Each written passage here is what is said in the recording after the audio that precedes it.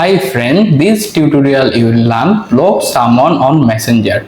If you are new here to my channel, consider to subscribe it. So let's jump right in. First of all, grab your phone, open the Facebook Messenger app and make sure you can log into your current account. After the app is open, you can see all of the chat conversation listed there. Simply find the exact person if you want to block. For example, I am blocked this person, so tap on their name to open the next page. Then look at the top right corner, click on the I info icon.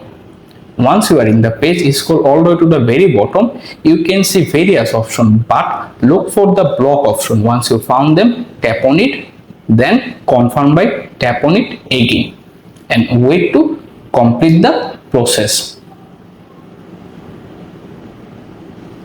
And that is how you can easily block someone on Facebook Messenger. Thanks for watching. Like this video.